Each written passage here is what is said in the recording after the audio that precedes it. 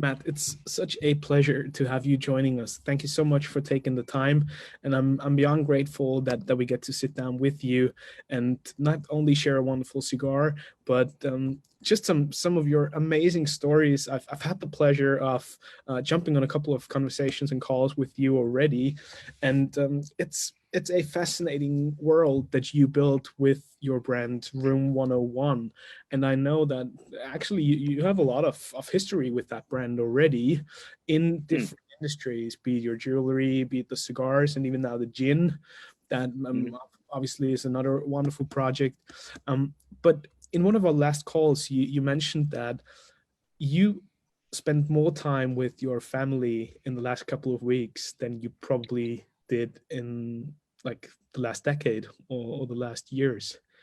How does the Well, situation in the history of our lives, actually, as a family, yes. how's that situation for you? How do you feel like does it give you that extra energy and some new inspiration for what's to come, or do you feel like being shut down, as most people would say? Well, I think it's an interesting exercise, right? Because everyone is experiencing this in real time with one another. So, the ups and I mean, and this is as it relates to business, personal, all encompassing, and the shifts in energy. Some people are obviously not taking it well, and experiencing, I think, that's bouts of depression and things of that nature, as well as the people's businesses and the varying levels of impact that they're experiencing on the professional front, right? Some uh, not affected at all, and others completely closed, and anything in between. For me personally, um, it's just in my nature to adapt and overcome. And when hoops are placed in front of me, I find ways to either very eloquently jump through them, or step to the side of them and walk around them. And so this has, I believe, catapulted us forward very aggressively, in terms of new directions that we're piloting our business, new platforms that we've built to better access our customer base, and they access us at the same time. Mhm. And there are things that are in the salad days of their development for our company across categories that we don't even know what they're going to become yet, as they grow, and we continue to foster their growth, you know like that, the virtual platform that we built for uh, our online event structure, which I think is far grander than just single category or single channel. um, that's already off to a good start, and other programs that we've implemented for the accessory slash jewelry side of our business. um, and personally, for me, it's been enriching, and I'm very, very content to be able to have this time with my family. And that's also a huge contributing factor to, um, it's the fuel of inspiration to find ways to reform our business in a sense where maybe I no longer have to be the 1950s vacuum salesman, in terms of grassroots uh, uh, promotion, and me personally going out and educating and endearing people to our overall brand. Um, the idea that to work smarter, not harder, has never been more real. Would I you hope that adequately answered your question. I kind of absolutely? ramble sometimes. I was just wondering, did Hmm. your family and the time that you have now, you mentioned that, but your family in general, did that change you as a businessman as well? Because you started after Hmm. obviously a super intensive experience in the military, right? And we can get into that in a second. But I was Yeah, wondering, essentially, yeah. how did the family side change your approach for business? A lot of people say that it changes everything, and I would not disagree with that. In fact, for me, it changed everything for the better. And it didn't necessarily change the way that I behaved, other than it very much turned up the volume knob in terms um, of what was driving me forward. I felt like I had a far greater purpose. Now the success of my business was not just a solo act in terms of why I was doing it, and it was tremendously empowering to add the element, the dimension of family to our picture when we did. Now, as I said, like, you are obviously not the guy with the hat and the guayabera that suddenly comes up with the idea, well, let's do a cigar brand, right? Yeah. And you have that family background of like 4 generations already being in the industry and growing Right, right. tobacco, rolling cigars, and cigars weren't even your first business endeavor. Um, That's correct. After your time in the military, like, when did you have that realization, I want to become an entrepreneur, I want to start my own business? And how did that military background sort of impact the way you started this new life? Oh, that's a good question for sure. Well, I mean, making it through the Marine Corps infantry is not the most comfortable way to live 4 years of your life. And I think that, there is no acceptance for anything other than just completing the task. Like, there is no excuse, there is no explanation. It's either you do it, or there are obviously consequences to not, right? So, you know, with that type of um, not that I didn't already have a pre-existing set of wiring in my body that I think complemented that train of thought greatly. When I got out, I wanted to pursue, in addition to getting into adventures, essentially, I wanted to pursue a career in music, and I found myself working multiple jobs, um, which all created this obscure, very well-rounded experience that continues to influence me to this day. I worked, getting out. I was hired, and I really talk about this, but I was hired by an executive protection firm named Gavin DeBecker, now Gavin DeBecker and Associates, and I worked many hours escorting and accompanying people to meetings and dinners and at their homes with them, and really being a fly on the wall for uh, some of the more powerful people in Hollywood at the time, which unknowingly later would be of great inspiration and influence to me as a business owner and a leader in our business, so to speak. I also worked at the Whiskey A Go Go Club on Sunset Boulevard. That's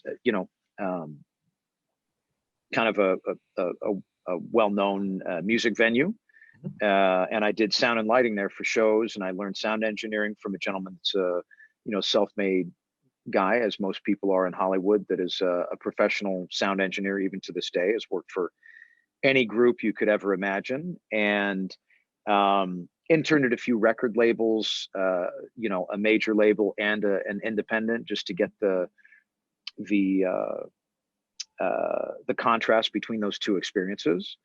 And all of these experiences led to me kind of unknowingly curating a very interesting network of people that someday could play a different role in our brand, or our brand's, how should I say this, our brand's charted yet uncharted direction, and also provide great influence to me as as to the fact that I was going to become a business owner. And what really inspired me, other than falling desperately in love with design as a byproduct of just being involved in that environment, was that I really wanted to create our brand, build our brand, and create a group of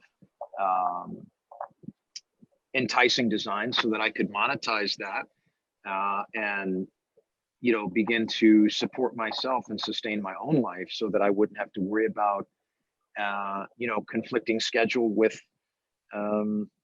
outside employment getting in the way of me pursuing my career as a musician.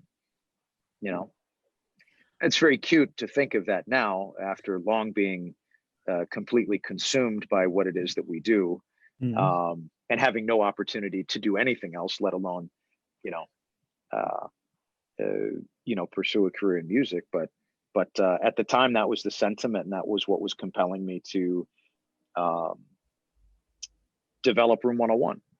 Also, being very inspired by the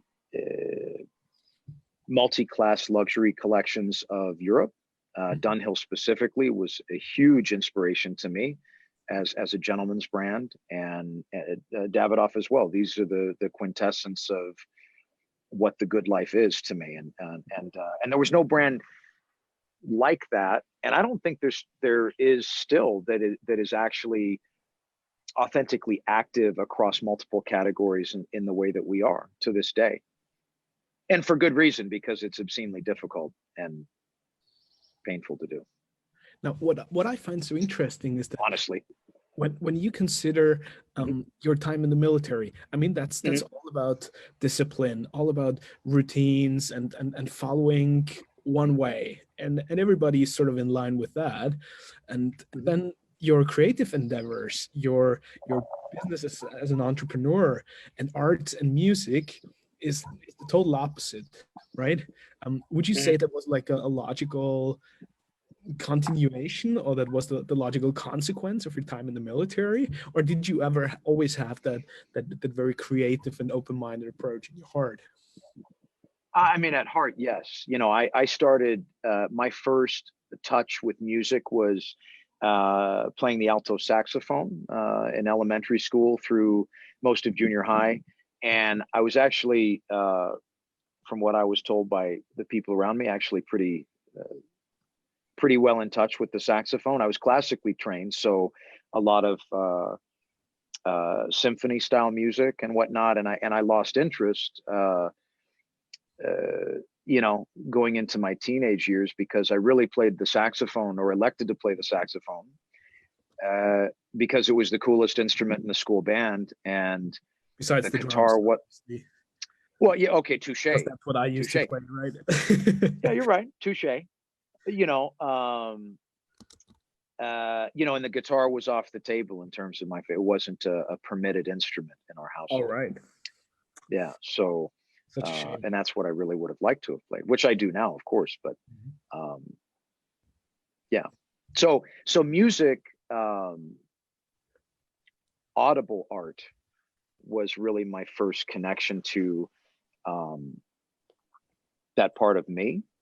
And over the years, I've met many brilliantly talented people, far beyond what I could ever hope to achieve in my lifetime, and many of which I firmly believe are talented beyond a single lifetime.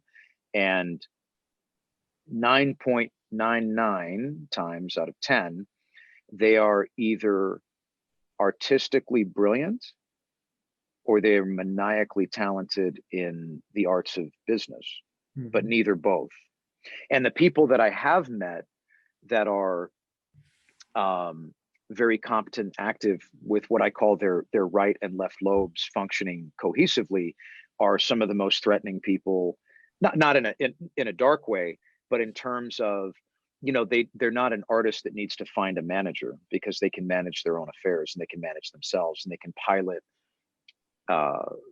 efforts that will ultimately monetize their craft. And that makes them very self-sufficient and very far ahead of most, I think. Now, and so I'd like to say that I have a right and left lobe cohesive function, if that makes sense. At what point in that evolution and your career did cigars really come into the equation? Well, I mean, I had always been a fan of cigars, just as I've been a fan of many things over the years.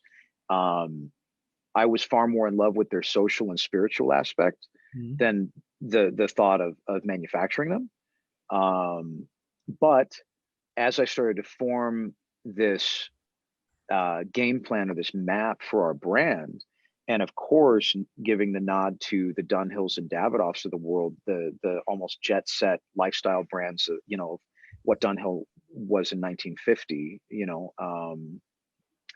I thought that, well, obviously cigars have to play a component in this brand at some point, and honestly having no concept of how I would have accomplished that at the time. It was just, I felt it was a no-brainer. And especially, you know, also because at the time there were a few of these really silver, LA silver brands, you know, and there's definitely a subculture, or was a subculture to that, all these little niche cliques of designers, and each one of their, you know, their groups of work looked very, very much like what they would put out. It was a very, you know, not unlike you know, the earlier days of the boutique market in the cigar world, you know. And there were characters that people followed, and this market was very ravenous in Japan specifically at the time, late 90s, early 2000s.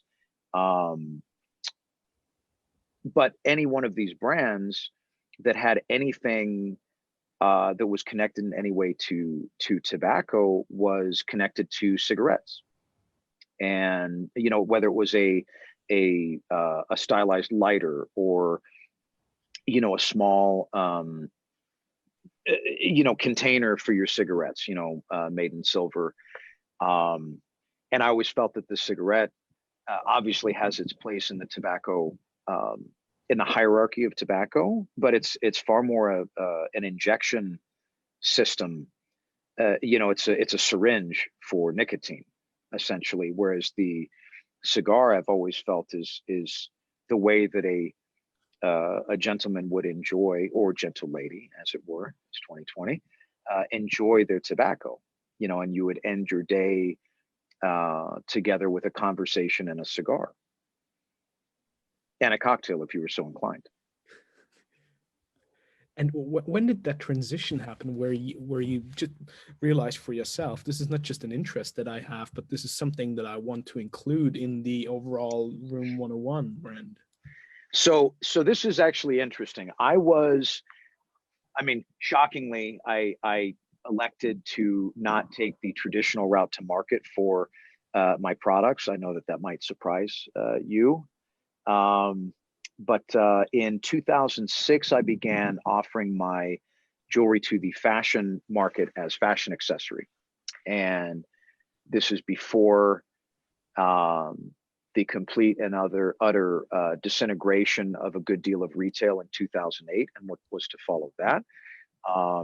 At the time, it was a very healthy and viable channel for a more bespoke made and higher price accessory. And I elected to, instead of, I had shown for several seasons at some of the more specialty driven trade shows for that market, and very quickly become fatigued by the idea that I was never going to be able to properly present the way I saw fit to communicate the lifestyle element of our brand, and the cult nature of our brand, even at the time. And so I chose to remove our brand from the trade show format, and began to alternatively promote our brand. Of course, during the time that these shows were going on in Las Vegas, I leveraged a good deal of our relationships with some of the guys that were very active in the nightlife world there, to put on after parties and promotions for these trade shows that were branded and all encompassing for Room 101 itself. So we became, you know, for a couple years, almost entertainers of that community, and the attitude shifted from one of us peddling our wares in a more standard fashion, but to, you know, we would court our customers and potential customers via, you know, hey, you know, as an example, you know, we understand very well that your schedules are overloaded. and don't concern yourselves with coming to see us at the trade show. Allow us to entertain, blow some steam off with us after you're done with your day, and we can get around to discussing business later if there's interest. And it was that attitude that actually opened up many doors for us. We would close business following these things because they came and they were consumed, and it was full immersion in the cult aspect of our brand, which no one on the trade show floor could provide for them in that environment. Matt, in the meantime, let me Did just... that adequately answer your question? I don't know. Oh, no. Excuse me. I'm sorry, go ahead. How you started with the cigar thing. Let me just comment in the meantime. We have so many people joining us on Facebook and commenting, and they have nothing but gratitude and wonderful things to say about you, and it makes me grateful and very happy. And I also wanted to do a little shout out to Erica, who's right here on Zoom with us. She's doing a fabulous job with the Lounge Experience podcast, and it's been a tremendous inspiration for me as well. My girl. I always loved your conversations on the TLE podcast because you were on there a couple of times. Well, I firmly believe that what they are doing, and by the way, what you're doing as well, is part of this picture of what is the future of this industry. I genuinely believe that, and I am a huge fan of both. So that's my 2 cents. And we had a comment from Scott, who's here on the call as well. So Scott, maybe you want to bring that up because you sent the message. It's great to have you again. Good evening, Matt. How are you? Oh, you're in here. I'm sorry. I can only see 4 people because I'm on the Zoom on my phone. I'm sorry. Don't worry. Don't worry. It's better not to see me. I've got a face for the radio. Just a little point, Matt, about cigarette. I worked in the cigarette industry for over 20 years before I grew up and moved into the handmade cigar industry years ago. Of course. Cigarettes are a commodity. That's it, full stop. But in 1997, we introduced a brand sharing law which differentiated that you couldn't advertise, you couldn't market a product in the UK with the same name. So I'm aware. Alfred Dunhill, for example, the shop that Ian talked about earlier on is owned by British American Tobacco, but the Alfred Dunhill brand, the leisurewear, will still continue to be made and marketed. Okay, but people get some, there's a bit of confusion. I used to work for them, so I kind of understand that. But anyway, I wanted to ask you a question about, off tangent, about collaborations. Yes. Okay. Now, I know you're a Caldwell. Yes. Who introduced me to you a couple of years ago. Very cool. Can you put some light behind that, please? In terms of why we ended up in one of my boxes. in terms of why we chose to co-brand and kind of conspire on some product development. I mean, very simply because Robert is probably I've had the luxury of continuing to make the best friends of my life throughout my life, and he is no exception to that rule. He's probably one of the better friends that I've made in the cigar business over the years. I have a lot of respect and admiration for him for a myriad of reasons, and we get along very well. So when the opportunity to shift gears with our, and when I say our, I mean the Room101 cigar business came, he was, I think it was a no-brainer that he and I were destined to create a product that shared our collective vision, and we created 2 projects, and they were really the 2 projects that, in a sense, relaunched Room101 Cigars in many ways, and one was very much driven by my, brand and art direction, and the other was very much driven by his. That would be the Hit and Run and the T series, right? And some of the first blends that I ever produced with AJ actually ended up becoming blends for the T series. So it was very heartfelt and driven by authentic friendship and partnership, and those elements really compelled us to produce those series together. And the beauty of making things like that, and I'll say this, and this is what really is consistently a driving force for me at the factory level, is whether or not those were outwardly branded as projects and marketed as projects that we shared participation in. There's always a shared participation with the blenders at the factory level. If you really wanted to look at this correctly, every cigar that is ever produced is a collaboration. I mean, if the brand owner is participating with the factory and the factory participating with the brand owner equally, and they're both contributing, every product is collaborative, if that makes sense.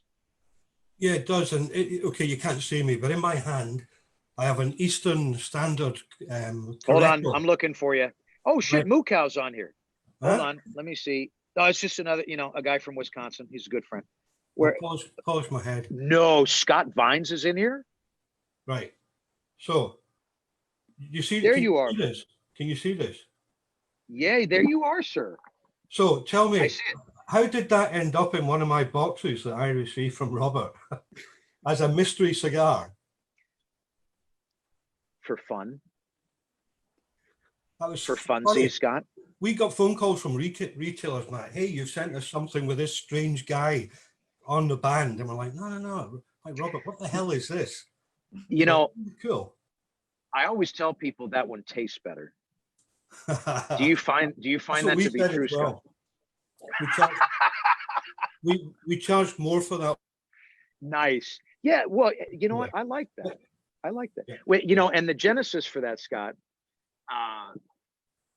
was we had pulled over in the Dominican Republic to buy some beautiful pineapple drinks from a gentleman with a cart on the side of the road. And I told Robert, I was like, you need to Easter egg my face on the Eastern Standard. It just came to me. And he said, that's a really good idea. And so, and that's how that happened. So but it was that type. Yeah. I got some more. I'll send you. So, but that's really the perfect. I mean, if you wanted to encapsulate what I was talking about earlier, that is the perfect representation of a shared trust, a shared friendship, and a shared knack for I don't know, maniacal creativity. Like we just both really transmit on a very similar frequency, always have, and that project, doing that was just, it was simply fun, and it activates the, the funny bone that I believe exists in many of the men and women in our community. They like to, it's not just about seeking out some limited edition product. It's just sometimes you do things for the enjoyment of doing them. Superb. Because cigars are simply to enjoy, right? I mean, at the end of the day. Thank you. Yeah. I'm honored that you showed up. I feel like royalty is in here. Well, I mean, you and obviously the TLE. Mutual. It's mutual. Yeah. You guys are sitting right next to each other in my screen, by the way. Oh, wow. Even better. We'll hold hands. The TLE guys. So now I, just you two, you're right there. Is Scott next to you guys, or does everyone see us differently? No, he's all the way at the bottom. But if we're next to each other, we're fine. Understood. You guys are. I'll screen cap this for you. Hold on. Thank you. Thank you very much for that, Matt. Thank you. No, my pleasure, man. My pleasure. Matt, Reinhard. Matt, yes. Maybe because we have a lot of people from Europe on the call as well. On Facebook, I saw there's people from all over the place: Athens, Norway, Sweden, Denmark. There was Slovakia. Wow. Czech Republic. Yeah. Christians from Ghana. Maybe not all of them are as familiar with the cigar history that you had with Room 101. So you started in 2009, right?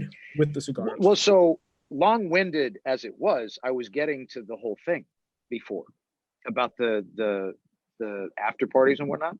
Perfect. Let's jump right in there. So this actually dovetails directly into what you just asked. So as that entertainment effort, which was really a vehicle for sales and connection with our, like I said, our existing and potential consumers, and a full-blown expression of the cult followership that we had even at that time, we had growing need for what I felt was non-conflicting participation in the party. So we had, companies come in to join us that were, premium denim manufacturers. I mean, you could go down the list, right? Because I wanted to make it a very, a well-rounded experience for people. And one fateful season, a gentleman and his group joined us at the Palms there at the Ghost Bar to supply cigars for our party. And his name was Dylan Austin. And at the time, he was a young aspiring marketing director for a company named Camacho. And Dylan and I, that party specifically is when those events were starting to get larger. And I was not, although I was running my own business, I was not a party promoter. So it was a very, very stressful time for me. And he and his group were really the standout of that entire evolution. The takeaway was that they were, they were very gracious. They were, they fit in very naturally with all of our people. And there was a point in the evening that I remember looking out at the entire crowd, and literally every single person in that nightclub was smoking a cigar. The waitresses, the bartender, I mean, like everyone, right? And so, we stayed in touch.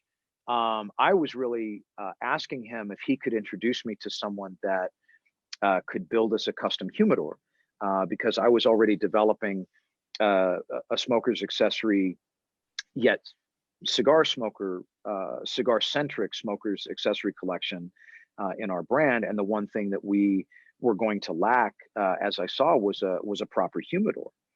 And so it was really a byproduct of the conversation that we had surrounding that at one point he asked me if I would be interested in creating a cigar with their company.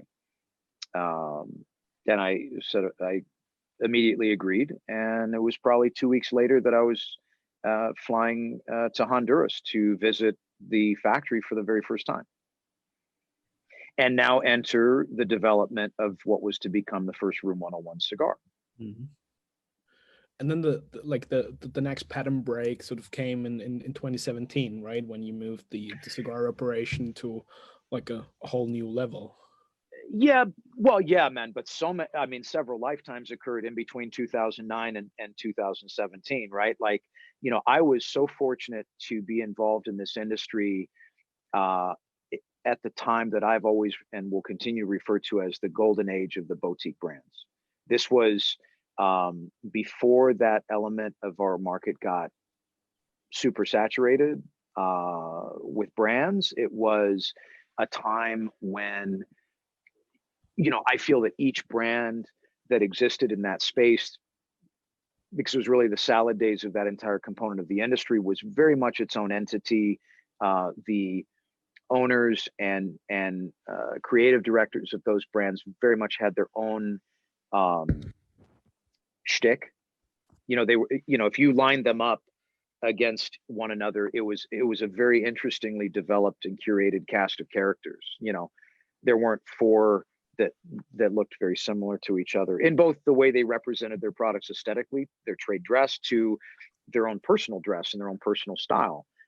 And their cigars and their tobacco products were authentic extensions of themselves. It was a very interesting time, and I will always say that it was a luxury for us to be active in the industry at that time, and to build a brand at that time. Later would come the era that I refer to as the Ed Hardy era of the cigar business. What would that be? I mean, a terrible amount of saturation in a very small space. Mm-hmm. Like obviously individually, none of us pose such a great threat, But collectively, the boutique space is a great deal of market share that the majors have always wanted back, you know, and then with saturation comes, you know, a great deal of smaller brands that may or may not, not even thrive, let alone survive yet for, you know, 3 hours take market share from beneath you. So it became a very challenging time in the business, seemingly in the blink of an eye, you know, but this happened over the course of probably 10 years. And like, did you feel differently about the industry then when you saw that evolution? Did you feel like less compelled to the whole thing because of that saturation, or was it still just your passion driving you and continuing on?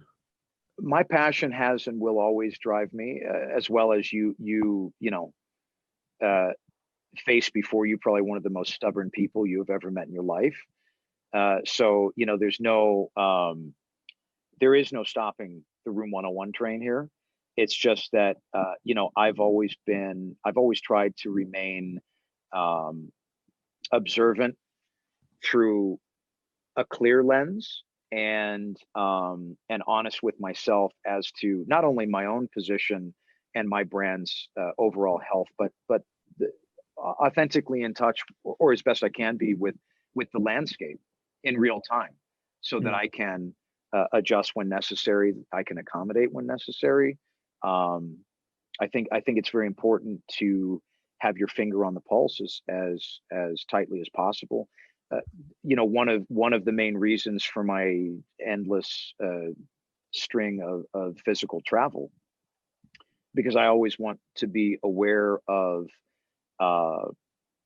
the overall health of the industry and what each individual market looks like, because the personality of one market in our country is can be very, very different than the personality, you know, for example, you know, the way the market behaves in New York, New Jersey is vastly different from the way that it behaves in Texas, and vice versa. And these things also change organically. So to remain as best in tune with that as I can, obviously, you know, it all comes back to making sure our business is as healthy as possible, and as able as possible, based on real information. That's a very interesting point that you're bringing up here, with these different consumer behaviors and different palates and tastes in various regions of the world. And we often talk about that, even here with Light 'em Up, with all the brand owners and the master blenders, of whether or not they're trying to sort of adjust the profile of their cigars to individual markets. Would you feel like you gotta have your signature and keep it the very same, no matter where it is in the world that you're bringing your products to, or would you need a certain flexibility in order to play all these markets well, and with the right instruments for that particular area? That's a really interesting question. You know, at the end of the day, I always tell my friends, you know, I'm in the cigar business. I'm not in the cigar hobby. You know, but I try to pilot our business in the way that I pilot a lot of my design efforts, which is solely based on what I'm compelled to do, so that those products ring authentically. Whether, you know, my consumers could summon the words to describe that type of connection to the products or not, I think that subconsciously that resonates across the board. That level of connection and that type of authentic driver resonates in the final product.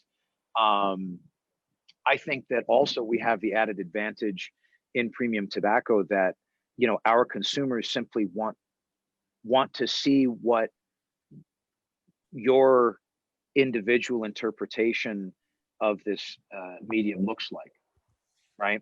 Because the cigar that I build with Henderson Ventura is not the cigar that Robert Caldwell builds with Henderson Ventura. Although, in my opinion, both delicious, my humble opinion, both delicious, vastly different from each other in personality.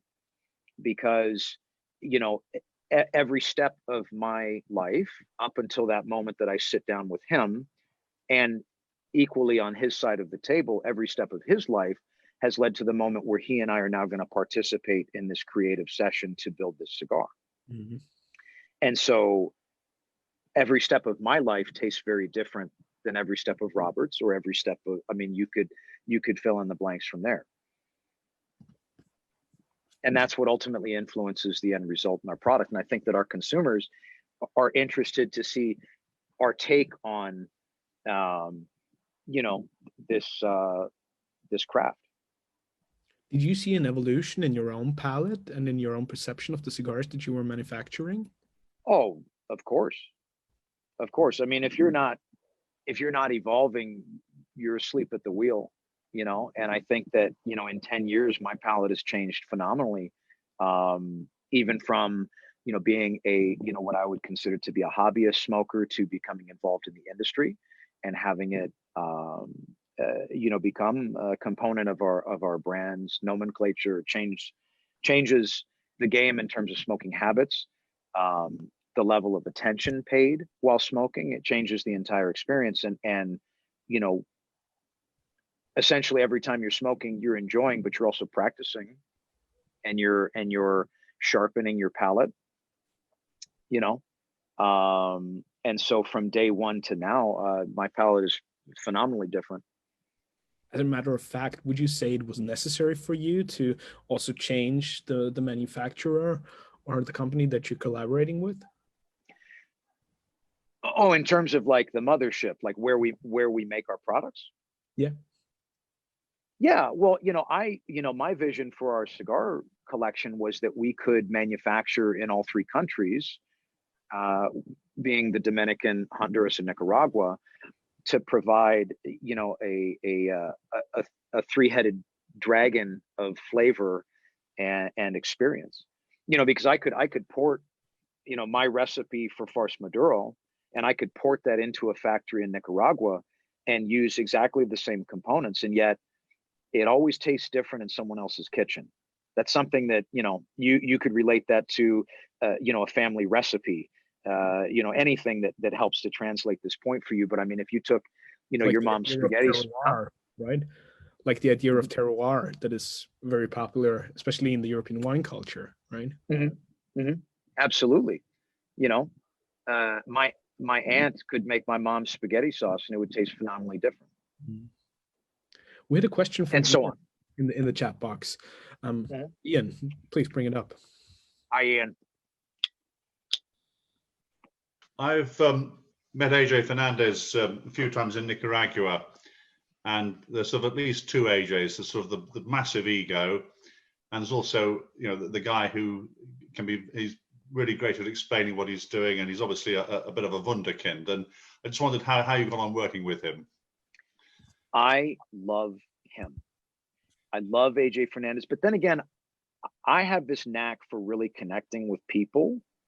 And even many times people that would never be able to connect with each other, I somehow become a conduit for them. So I guess I'm kind of a get along kind of guy, if that makes sense, Ian. So I get along with him phenomenally. I understand him and have tremendous respect for him. And by the way, and we work together actually very well. But he was on a short list of people. We kind of, a couple cigar guys, the last time I was in Honduras, were sitting around smoking and talking. I mean, shockingly, I know. And we were talking about, okay, let's comprise the list and have masters in this craft that we can all agree on, have this intergalactic connection to blending, right? Mm-hmm. And you know, as cigar makers, you know, you may find us from time to time to be a little opinionated in this realm, as some others that have to do with our craft. But he sat on that list undeniably with everyone in that group. He's brilliant. He's brilliantly connected to his craft. Yeah, everything he touches seems to be, you know, loved by people. He's got a real touch. Yeah, he does. He does. Absolutely. Matt, with your background in jewelry, in music, in design, all these other business endeavors that you were in, and then you moved into the premium cigar industry, did you feel like people at some point were not taking you seriously enough because you had no track record in the industry? Or did you feel like Who that have you was been talking to? You've been talking to somebody? I'm scared. I think, look, some of the people, okay, and that is a very fair and good question. I did receive some resistance from people that are now very much my peers in this industry, and people that I consider to be very dear friends, because I was an outsider coming in. Mm-hmm. And I think that, with this industry, almost as if with your little sister, you would ask, what is your intention in our industry? What is your intention with my little sister that I love so dearly and am very protective of, and that is not only a testament to the depth of soul and the human connection that remains present in this business, that quite frankly is devoid or long since euthanized in many other industries, right? So I did, but I believe that I, just by being me and being authentically myself, overcame a great deal of that, and quickly won their respect and their friendship. And at the very beginning, were you manufacturing and designing these cigars for the fan base that Room 101 already had? Or were you actually thinking of creating something for people that were in the cigar industry and probably shine a new light on Room 101? Or was it just for yourself? No one's ever asked me that. That's a good question. I think that because my creative direction for anything that we were doing was really personally motivated first, and then also driven by the ongoing acceptance of those things by our existing consumers. I think that both of those would have played the starring role in the development of Room 101 Cigars, but also very inspiring to come into this business in 08, 09, because I was looking at, as a designer, also looking at, okay, what an interesting opportunity, because similar to our jewelry products that we make very proudly in Los Angeles in our facility, I'm looking at the process of cigars being made, and I immediately recognize this as handmade art. So not only is the way that I must dress and represent these products going to be driven creatively, but the way that these products can be assembled can also be designed. And I know that that's not an industry term. I just kind of use my own terms. I don't use the spam out of the can industry terminology a great deal of the time.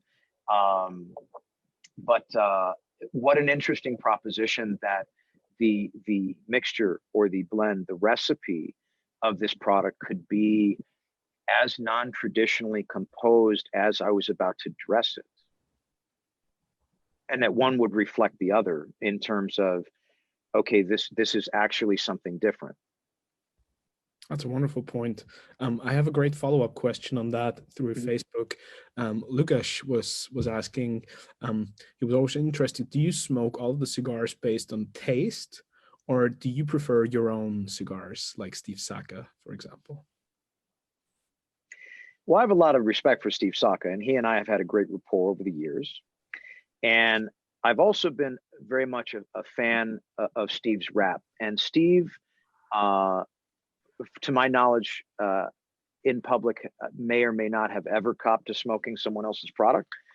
And I get that. And it's critical that you smoke your own product consistently, because that's exactly what you're monitoring, is you're monitoring its quality and consistency.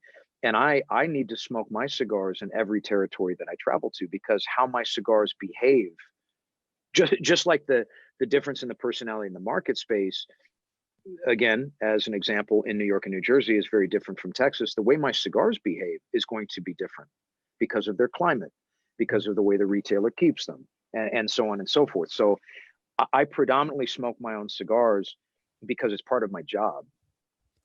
Not to be, outwardly representing them as my cigars, but to be responsible to to be responsible to their quality and consistency. Now, what I will tell you is that the Padron 64 anniversary natural wrapper in the Principe format is the greatest cigar that has ever existed, and I believe forever will be. Is supremely delicious. And if I was trapped on a desert island, I would ask for you to airdrop, of course, food and water and those cigars. So I very much enjoy tasting all cigars. I have my favorites. I have my own personal favorites that are from our collection. And then I have my favorites that are, out there in market, and I always love trying new stuff because I'm a cigar smoker. Mm-hmm. You mentioned water, and speaking of drinks, somebody was asking, would you consider Room 101 gin a good palate cleanser? Absolutely. What a phenomenal botanical mixture that will cleanse your palate during your premium cigar smoking experience. How did your love... And the light out here is harsh, bro. I got to move. Tell me. Honestly, with that strong hair game, you can't go wrong with any lighting. Tragically but true, Reinhard, my hair has been the topic of many virtual conversations over the last few weeks. So much so that it's dominating some of these conversations. We're not going there anymore. Thank you. It's okay. Let's move back to the gin. But thanks for noticing. I wanted to ask you, where did your love for gin come from? Like, did you always had that, or just developed it along the way? Well, okay. So my initial experiences with gin were unkind to me, and I did not care for gin, but I had not had a proper gin experience. And when I decided, well, I had long ago decided that a craft spirit had its place in our collection. I felt very strongly out of the gate that it was gin.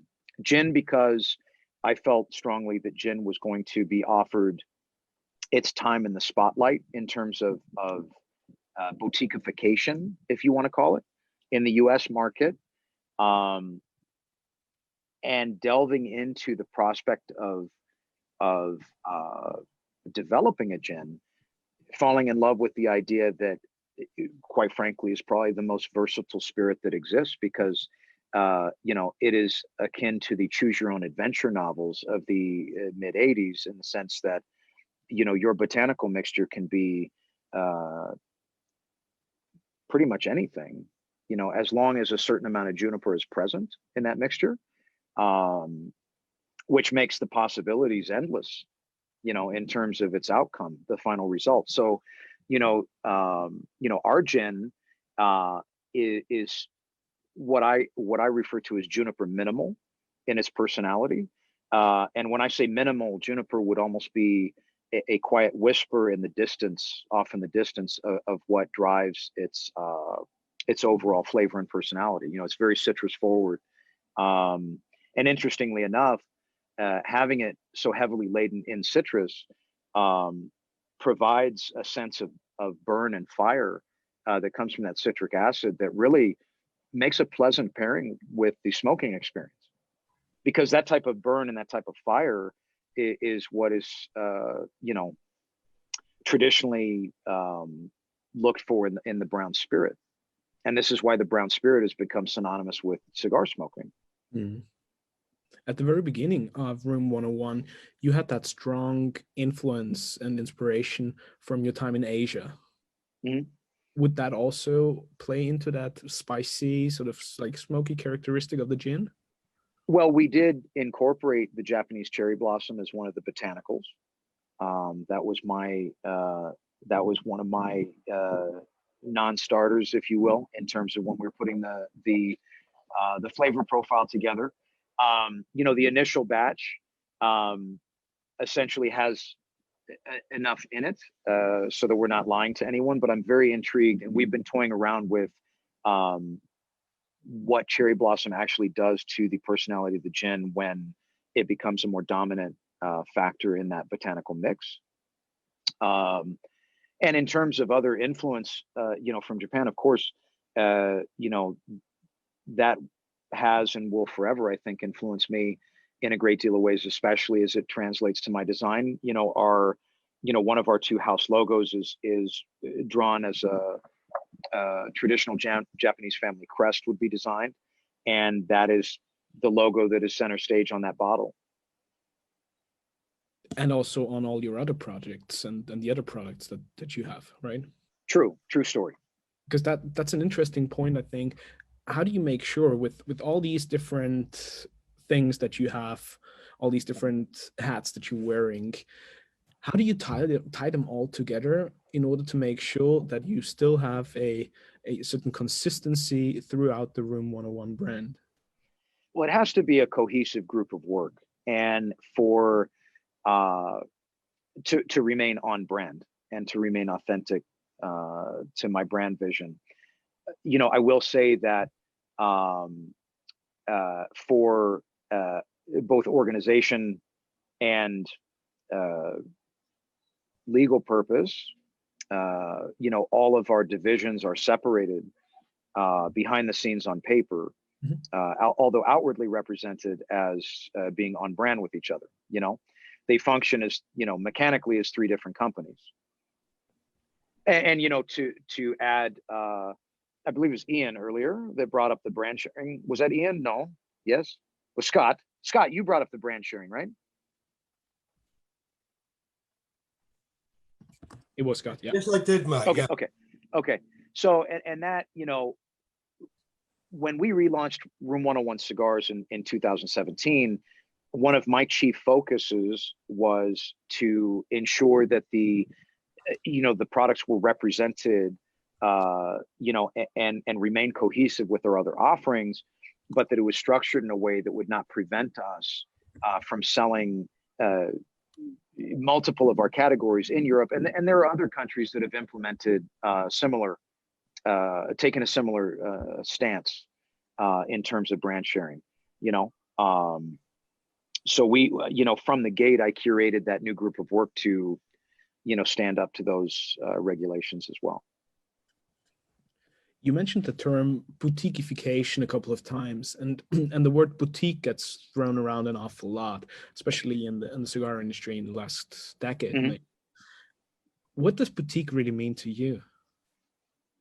I think initially it was meant to represent, an intimacy in terms of volume of production, a level of care and coddling from the people involved in the brand that far surpassed the level of attention that the larger corporate machine was going to provide to any one of their products.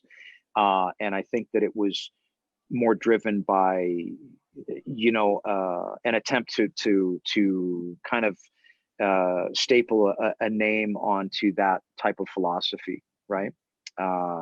I think that it has long become a term that simply describes stylization, the aesthetic dressing or the trade dress of products. If it is non-traditional, then it's boutique. In the alcohol world, they use the word craft, in a very similar fashion.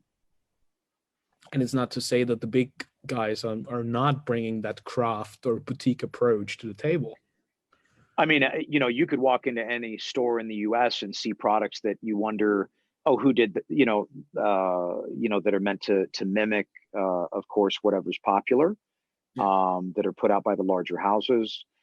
Because as I said earlier in the conversation, they've forever wanted their market share back, but I think as larger machines, not necessarily certain as to how to achieve that in many ways. But you definitely see their attempts in market. I think another term that would fit snugly with boutique is the word lifestyle, right? And you with Room101 are probably the archetype of a lifestyle brand, right? Thank you. Would you say that this is also like a term that is like highly overused, or would you still keep that as part of the core identity of Room 101? Oh, you mean in terms of calling it a lifestyle brand? Mm-hmm. You know, years ago, we talked about adopting the term salon, that we would be the industry's first salon brand. Because it doesn't mean much more or much less than any of these other terms at a certain point, you know? Or maybe atelier. That's another term I found on your website. Yeah, well, you know, this is the, this is a term that's been used to describe our studio in Los Angeles, a house of creation, a house of true boutique wares, yeah, lifestyle boutique. I think the term brand ambassador specifically is the one that makes me want to throw up in my own mouth the most out of all of those. But at the same time, just because of the overuse in general, at its core, yes, this is a brand that represents lifestyle, right? But it's a term, again, that's become so bastardized in so many ways, just like some of these other terms we've discussed. I don't really know what I'd call it anymore. It's just it. Well, not every child needs a name, right? Even though most people would say you always need one, but we'll figure it out. We're going to go with salon for now, and you and I can work on this together. That'll be our first project. Absolutely. I love that one. A couple of questions. Laurent, pleasure to have you on the call. Always great to see you on the show and hear your comments and questions. Nice to see you guys. Nice to meet Matt. Just a question, Matt, because you said before that you used to smoke your own cigars around all the states in the US, for instance, and I was wondering about what's your best experience in this case, because I don't know if to smoke one of your cigars in the Texas or California or New York is different. And then second one is what's your favorite mix of blend? For instance, what's your favorite wrapper or your favorite blend right now? Favorite blend that we have built, or just in general? No, your own. Okay. If you have to choose one, yeah. So to answer the first question first, geographically speaking, my best experiences in that nature are when I feel confident that we've achieved consistency.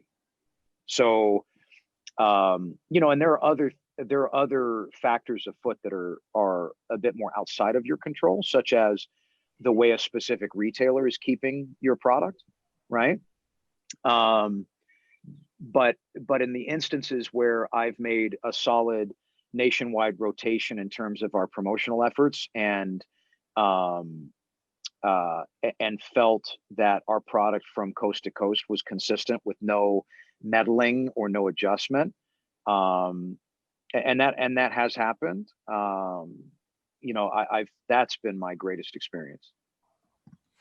Not necessarily one single, and that's maybe a little boring and a little bit more on the business side of things. But as the chief watchdog for my production and market, that was those moments are standout moments for me. In terms of my favorite formula, currently, there's, this is an interesting question because everyone, the next one is my favorite. The ones that I'm working on right now are my favorite because they are the next tiptoe of evolution from what already exists, right? And they are, built because, my palate is continually evolving. My relationship with the chief blenders in the factories are continually evolving. And so everyone should be the next best thing. But in terms of what's out currently, I would definitely say Farce Maduro is my favorite because the blend is very unique and it's honestly very simple. And we took a very less is more approach to it. And we combined things that they were very much, and I love this experience because, you have it often as an outsider, but we combine components that they very strongly felt should not be combined in this cigar. So much so that the working title at the factory was Farce Scary, because they were scared of the blend. And it turned out to be, I think, somewhat something magical, and definitely something that I'm extremely, extremely proud of, because it was definitely a next level achievement for me as a participant in the blending process. Okay, thanks guys. Mm-hmm. Super interesting point that you brought up, Matt. Would you think it more necessary or relevant to have like a certain base of products that you always keep the same, like your core line, as with like other brands like Davidoff, for example, and you worked with Davidoff before. For them, it's more the continuation of that long-lasting story and history. And what you're describing is sort of the antithesis to that, where you always present a new like time window and a new product for your palate at that particular moment. Well, Reinhard, I imagine when my brand reaches 100 years of age, we will have firmly solidified a very fine core offering of products. But as we continue to grow and develop ourselves and continue to find ourselves, you know, I don't really know that I'll have such a phenomenal core offering of products in my lifetime. You know, it's just something that takes, in my opinion, longer than a single lifetime. Mm-hmm. If that makes sense. 100%, absolutely. Going back to consumer behaviors and different palates, I just read comments. We have people from Ghana, from South Africa, and as I mentioned, plenty from Europe. Oh, I wonder if that cat is from South Africa's in here. Now I gotta look. I can't even see everybody. It's Warren Thompson. He was over on Facebook. Oh yeah, man. That he's joining What's up, Warren? South Africa. Room101 is a super strong brand in the US, but not yet in Europe, right? Correct. That's Do you true. have any plans on bringing your wonderful products to this side of the pond? You know, I'm very eager, but I work I work methodically. I always refer to, you know, the leaps and bounds that I like to take to reference an old TV show here in the States. I don't know if you're familiar with Quantum Leap. Mm-hmm. But Quantum Leap, you know, his mission was that the next leap would be his leap home, right? And when I make movements like that, I want to make sure that I'm solidifying my home. You know, I'm not interested in, you know, selling, you know, shipping an order to a distributor, and then, you know, and of course, there's always something to experimenting in a certain market, but I'd like to measure twice and cut once. In fact, sometimes I'd like to measure 17 times and cut once, you know, to further reinforce that point. But I'm very, very eager to expand our brand, specifically in the tobacco category, to Europe and beyond. And quite frankly, it's long overdue. It's long overdue. We do have a little bit of product trickling through Germany and the Benelux area. You know, and I'd like to continue to help to foster the growth of that distribution the best I can. But I'm definitely eager to connect with people that can help us extend our roots internationally. And I'm pretty sure that people over here are just as eager to receive your wonderful product and have an opportunity to sample a bit more of your fantastic work. Great question to follow up on that from Johan.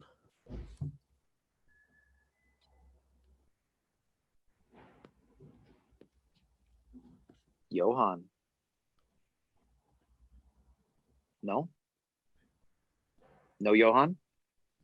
Johan, I just tried to unmute you yet again. Yeah, now it works. Johan. Oh, there you go. Hi, Matt. One question. As you just mentioned that Europe is something which would interest you, will there be the chance to see you at the Intertobacco in Dortmund if it takes place? Is this something you want to join, or you want to meet people? Oh, of course. Of course. And quite frankly, I have not yet attended Intertobacco because I didn't feel it was the right time for us, you know. You know, I think that a stronger approach to attending Intertabac would be possibly to participate or sponsor a component of European Big Smoke, which I believe takes place the evening before the opening day of that show. In Cologne. Well, I'm sorry, what's that? It's in Cologne normally, yes, the day before. Okay, yeah. So said. to participate in that, as well as to have, and I understand that there will be no master distributor of sorts in Europe because the way the countries are segmented and there are different regulations and whatnot, but to have at least have one proper long-standing distribution partner that we could potentially show with. I think that those are two elements that I'd like to secure prior to moving into that show. But yeah, I think it would be very likely that you would see me there this year. Okay. If it takes place, of course. It would be amazing. Hope to see you there. I very much look forward to it. Thank you. Steve had a comment on that. I did, yes. Although I know Matt hasn't really been over here and brought his product to us. Between me and my friends and the people who know, there is quite a cult following for Room 101, and we're very much enjoying the cigars. My man, thank you.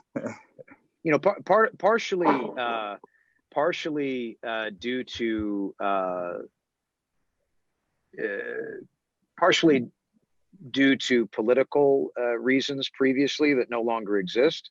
Our products were not distributed in Europe or outside the United States. And so now the highway is open for us. It's just, really, like I said, authentically looking for the correct partners, and then properly curating points of distribution that enhance everyone's business, because I know I'll be working with different partners and I want to work in a way where it's complementary to my partners as they come on board. Obviously never wanting to cannibalize, I have to also get the lay of the land over there. It's particularly difficult here in the UK because of legislation and taxation, but there are always ways to find the cigars we're after. Understood, sir. Cigar smokers are somehow, whether they're entrepreneurs or not, they're very entrepreneurial.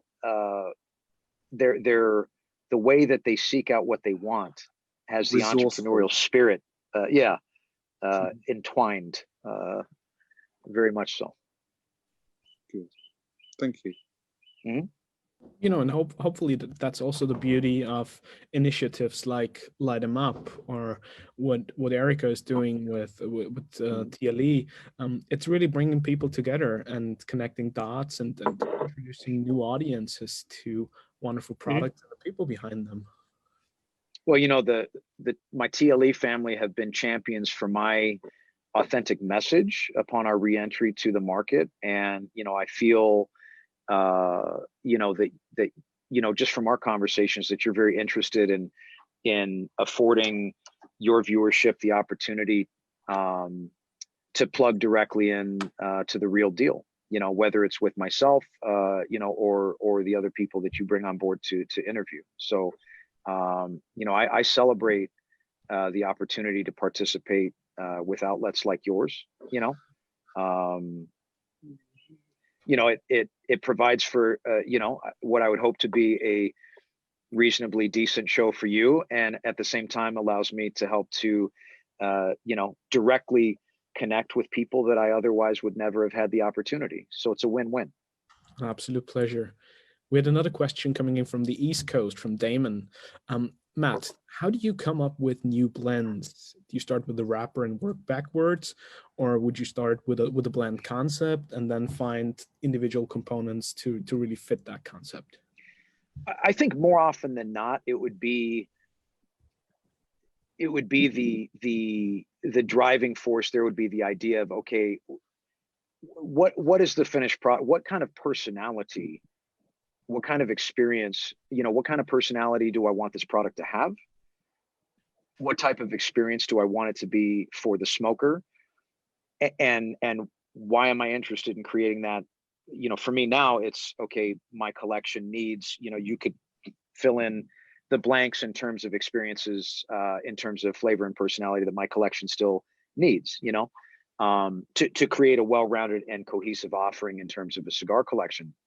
So, to work side by side with the chief blender at the factory level, to express that emotion and that sentiment to them, and their mind can translate that into potential components, which then what we do, or with my experience, could also potentially recommend something, but I always lean very heavily on the chef to provide recommendations for ingredients. Next step would be that we would smoke these components individually. We would smoke burritos of each component or prospective component to better understand their individual personality. And from there, once you have that accomplished, you could then possibly pinpoint two of them that might become very friendly to one another, or things that you would be interested in mixing because of the way that you felt that they behaved individually.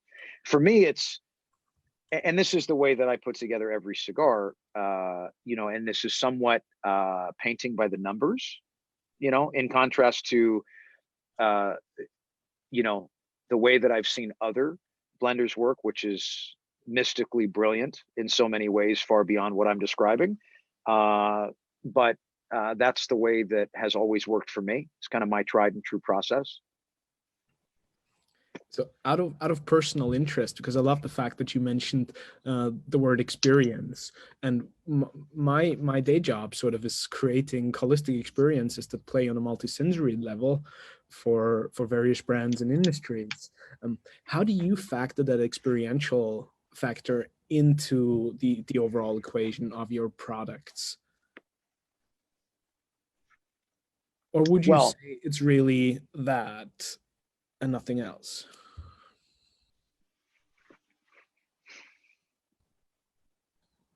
I always describe the way someone is going to internalize the individual experience of smoking one of my cigars, very similar to the way someone would appreciate, you could have three people sitting at a cafe and you could have three different women walk by, and one is ultimately beautiful to one of them and of no interest to one, and moderately attractive to the other.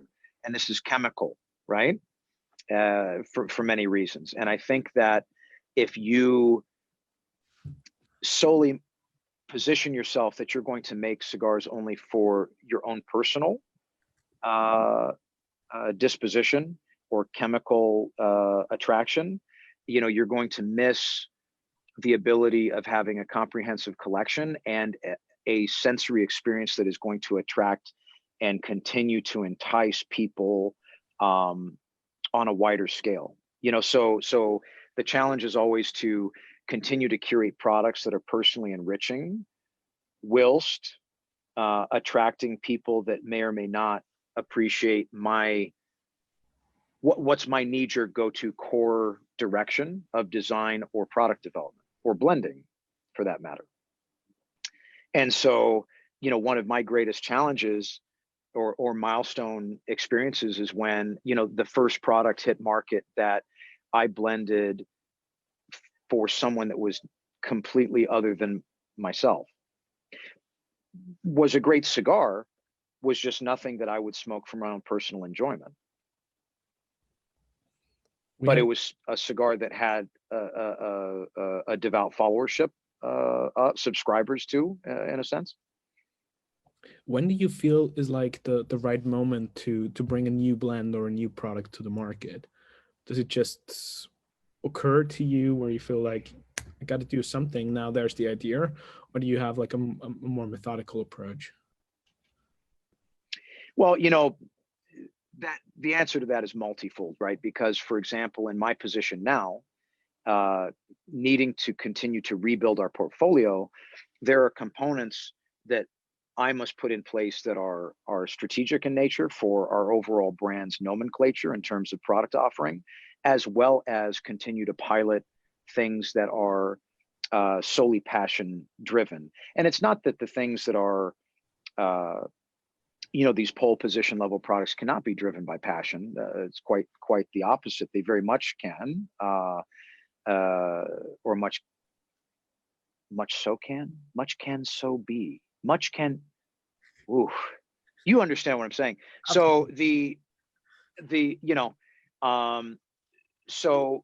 so for me in my position, both of those cogs are spinning at the same time, and so there are constantly we have products in development that I could release, if I so chose, I could release a new cigar every 2 months for the next 2 years, but wouldn't be correct in many ways. I like to take my time and methodically release things that are, like I said, personally satisfying, as well as serve a purpose for my business. Because as I said before, I am in the cigar business, not in the cigar hobby. And ultimately, it's also a matter of supply. Speaking of course. Tobacco, for example. And we had a question from Damon on that. We got so many great questions today. I love it. How do you decide which company's tobacco you want to use in your blends? I guess that's also down to the manufacturer themselves, right? Yeah, I rely heavily on the captains at the factories we work with to suggest sources based on my requests, or to suggest stock that they may very well already have based on my requests. I'm wondering. I find it fascinating that you really have that burning fire and shining light of creativity and of thank you of passion in your eyes. Yet you have such a calm demeanor and such a composed sort of natural quality to everything that you do, and the way you speak and how you articulate your brand. Is that, are you flirting with me? I would never dare. No. But is that because you have sort of seen it all, or is it like that time in the military maybe that had an impact on, or is it just age or gratitude? Well, it's a combination. I'm very grateful. I'm extremely grateful to be where I am. My family specifically provides me a foundation of contentment and fulfillment that didn't exist in my earlier years, right? So my behaviors may have been a little different, and the way that I attacked my business may have been a little different. I will say this: I've survived, over the last 20 years piloting my business, things that would have taken down, a capable person. I've learned and matured, air quotes, over the years, and I try to take a balanced approach. But don't get it twisted, Reinhard. My demeanor does not reflect how ravenously I go after designing my products, or how actually genuinely enthusiastic I am about all of them. It's just that cooler heads will always prevail. And so, I try to exercise balance the best I can. I'm getting there, I guess. I'm kind of getting it figured out as I go. It's a bit like that image of a duck, I think it is, right? Calm on the surface, but underneath, the feet are paddling away like crazy. Yeah, right. But he's super cool above the water, right? Oh, and by the way, because you were mentioning the flirting aspect, I have to give a little shout out to my girlfriend, because she was on the call as well, and she's not even into cigars. So that is like a big compliment to our session and to everything that you do. Well, I am very honored to have her here. And I think I don't know if some people are messaging me on this thing, but I will, I guess, get back to everybody, because I see things popping up on the Zoom, but I don't know if you're getting those and I'm seeing them, or. Well, maybe if you get some personal ones, then I don't see them. I'm keeping track of what's coming through the chat box and also over there on Facebook. So I'm trying to bring all the questions up. Skull 77, we'll talk about it. Was that subtle? Very much so. Okay. It's great if we can connect you to a lot of people here, and I'm grateful that we get to connect many dots. Question from Facebook, Matt, which collaboration did you enjoy most working on? Man. Now, okay, so I'm going to assume that they mean the collaborations that were outwardly represented as co-branded efforts. You know, both the Hit and Run and the Tea were very enriching experiences for me. You know, the Hit and Run, similar to say like the Namakubi of yesteryear, will always have a little piece of my heart space, because that was really with the project with which we brought Room 101, the beginnings of Room 101 Cigars back to life with this new light and this new representation, you know, and direction from all angles, right? The Tea was so much fun to produce, because I was working with two people that I really adore phenomenally and respect tremendously, and it was a lot of fun, and I genuinely believe that the products reflect that. They reflect how exciting that was for all of us, and how vested we were in the project. And it wasn't like we sat down and said, okay, we're going to create a collaboration, let's go, you know, no pressure.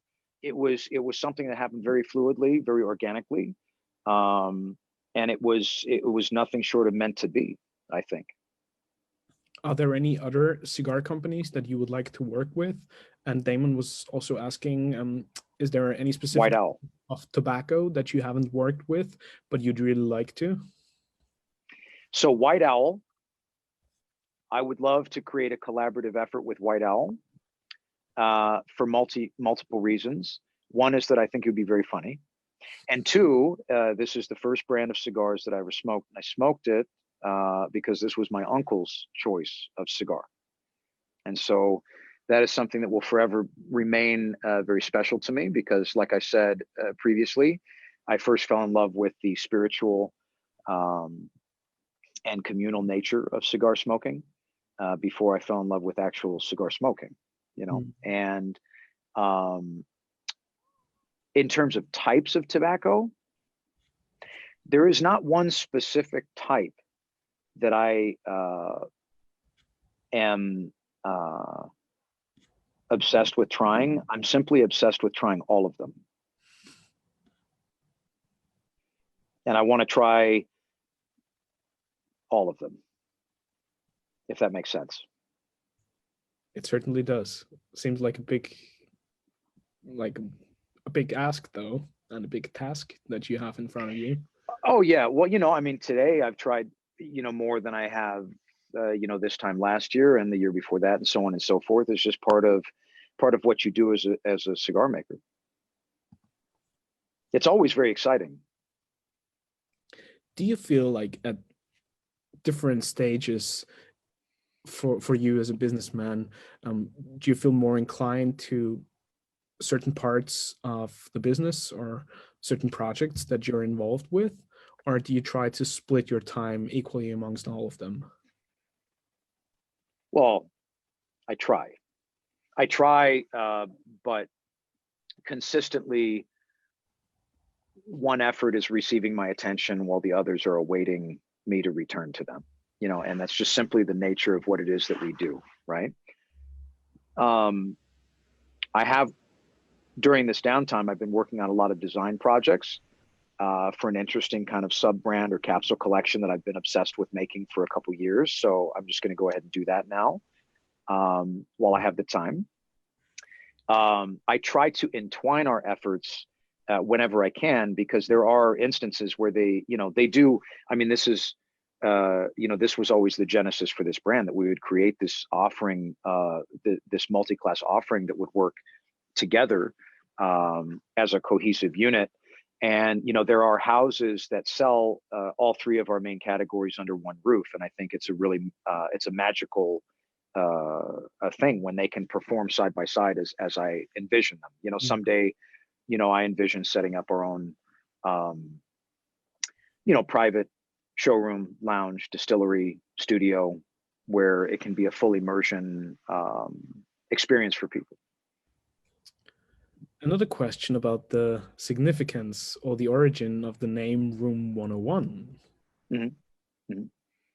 This is a nod and a subtle tongue-in-cheek reference to a bit of significance from George Orwell's novel 1984. Is there a particular Originally story you have with the book?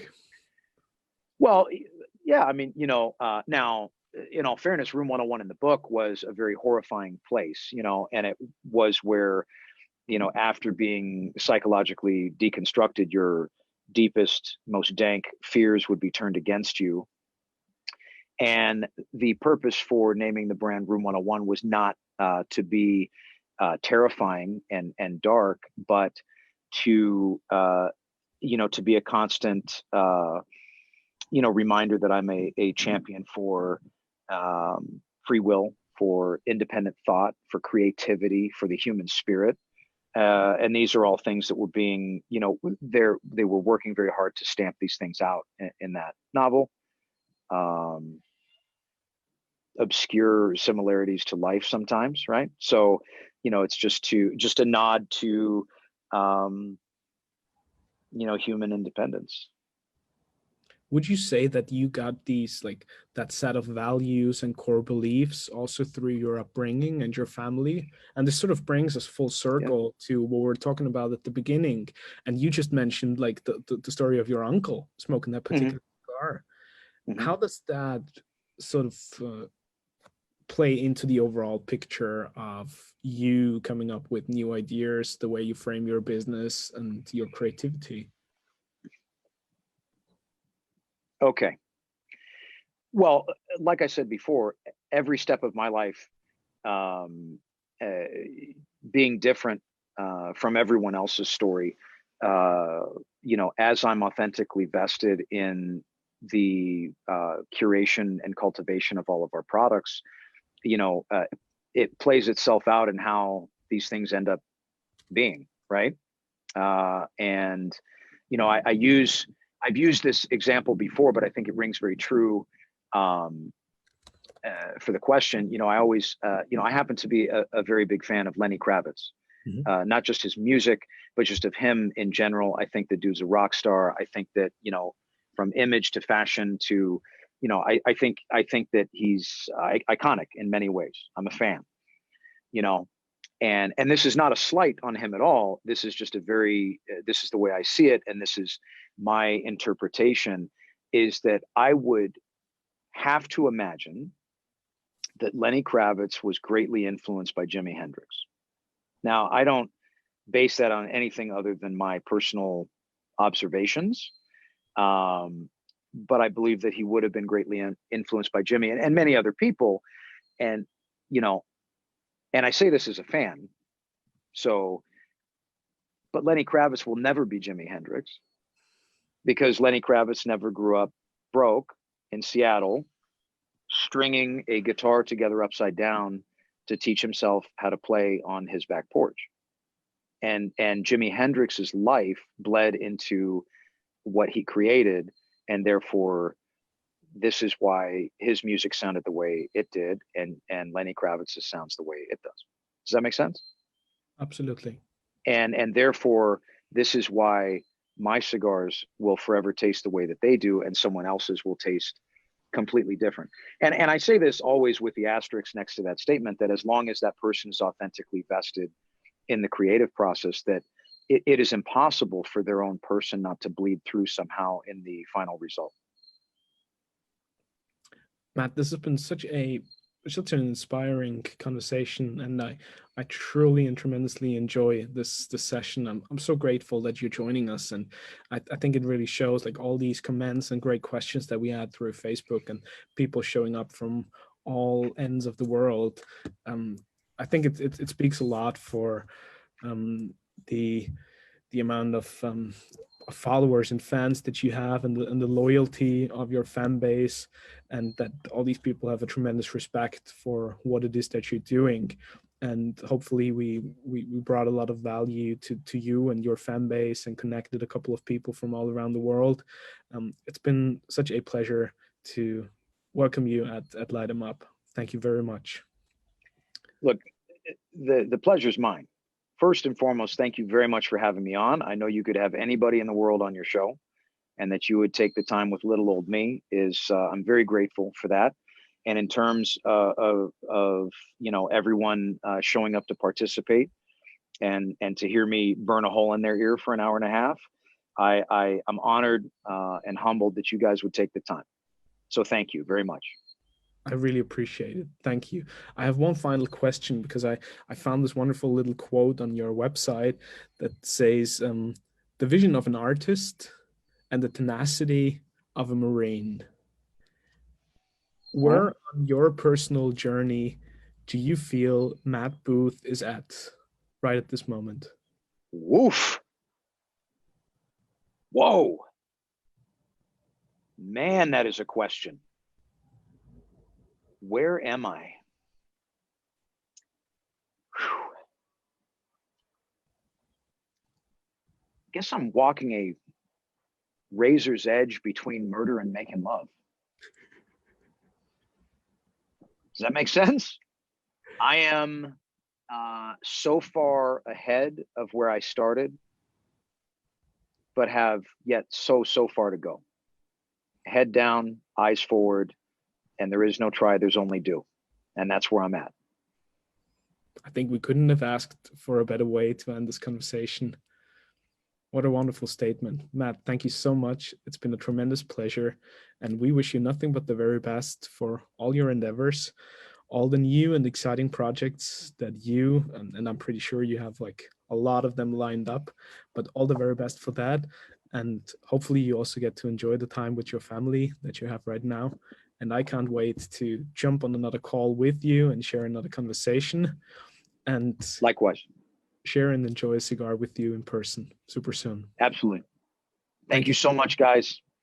Take care. And I'll see you soon.